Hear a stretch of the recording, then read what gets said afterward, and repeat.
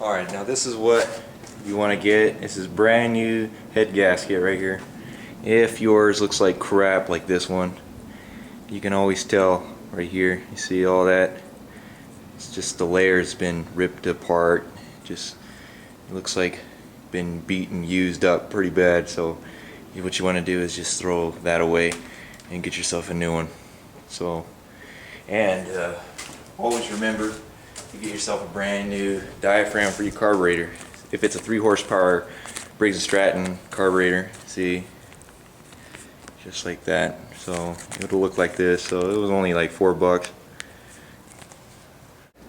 Okay, now that I have those valves put back in and the springs and the washer right there, I'm gonna start to put the engine back together now. So I'm gonna put this right back on where it needs to be. Of course, I need to put that diaphragm on there. Alright, there we go. Now it's back on.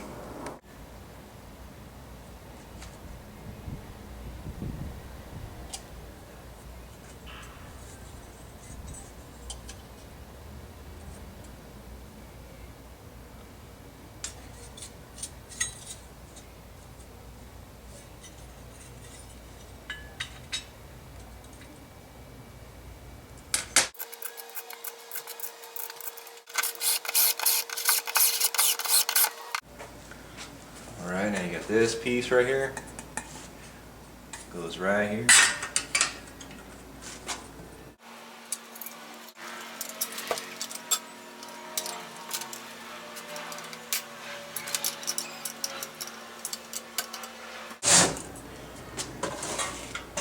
Now for your starter box. Now before I put the starter box back on, okay, you'll notice that you have this piece right here. You know, and a few other things right here. You'll see this kill switch wire right here. What you want to do is, I don't know if you want to put a kill switch wire on your bike, but I don't necessarily do all that. So what I do is I just disconnect it right here, because I don't need it. See? Now, you'll notice that some Briggs & Stratton engines have different magnetos. This is an electronic type magneto.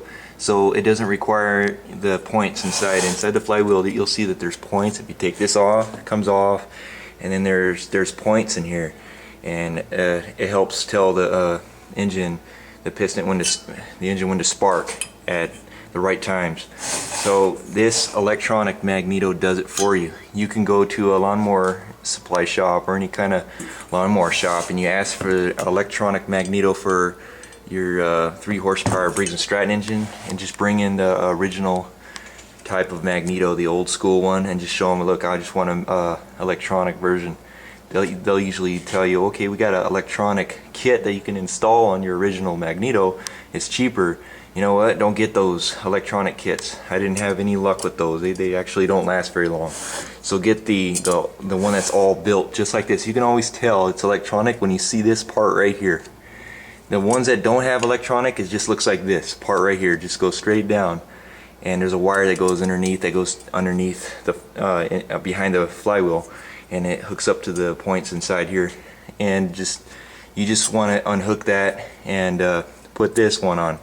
And you stick cut a piece of a cereal box, like cut it out with scissors. You want to cut just long enough to put from right here to right here. You want to lay it flat on this flywheel right here, and that gives you the right amount of space. So when you install this, it'll actually magnetize, because it's got a magnet on this flywheel right there. I think it's right here. Yeah.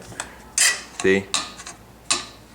So see that it just basically it'll just prevent this from touching the flywheel, because you don't want this to touch the flywheel. You want to have the just right amount of spacing. So a cereal box is just the right amount of spacing. The thickness of the cardboard cereal box would be just fine. So just put that on there right here, lay it across right here, and just slit the flywheel, the magneto right on here on the flywheel. And then underneath the magneto, you'll have the cut up piece of cereal box, piece right here. So you just want that there, and then you just screw this in place and then turn the flywheel and just pull the piece of cereal box out. And there you go, you got an electronic magneto. You can always tell it's electronic when you see that. Remember this part right here.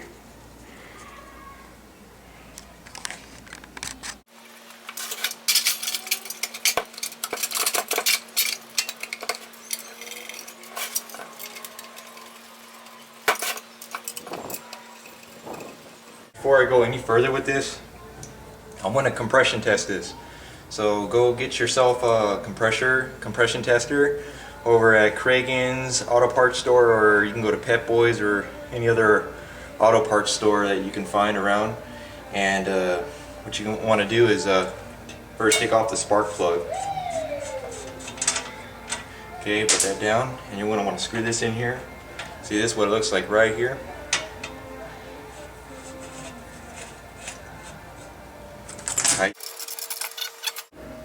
Okay, here we go.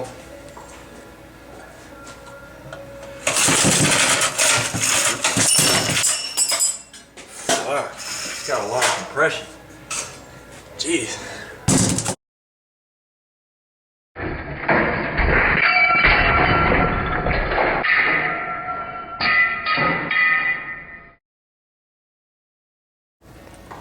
Okay, I'm going to show you.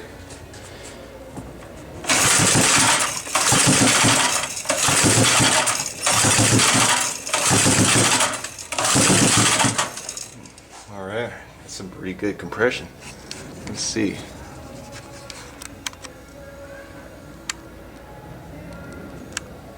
Nice.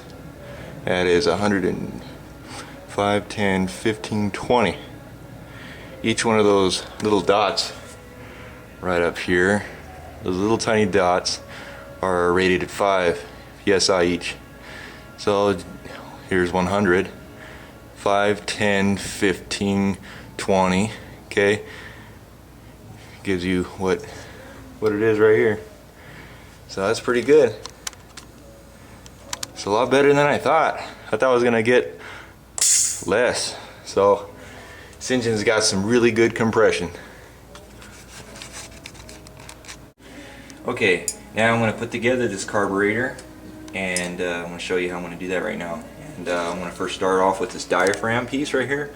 And before you put that diaphragm on, you're going to want to get your spring and your little washer that goes right here. So you don't want to forget that. Okay, now you got your brand new diaphragm. Trust me, when you put this brand new diaphragm inside here, your engine's going to run like a champ.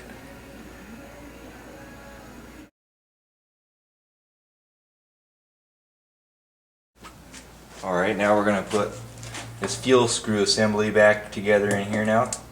And you want to first get this right here. And first thing you want to do is put the spring in there. And this little washer made out of brass. I'll put that in there, and then you put this little rubber washer after you do all those. So there you go, right here. Now you want to get this right here. It looks like this. You want to screw this in there. Okay. You don't want to screw it all the way in. You just give a good estimate, about 3-4 turns in there. Now you got your washer for this. You want to put that in there, just like that. Now, first thing right here you want to do now is you got this little brass fitting right here. That always goes in first, which goes right in there. So get yourself a flathead screwdriver.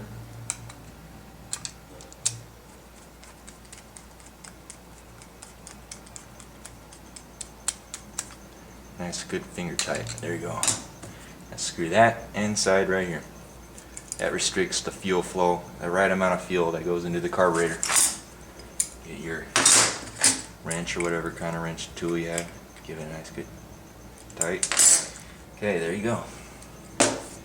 Put these back on now. Don't forget these.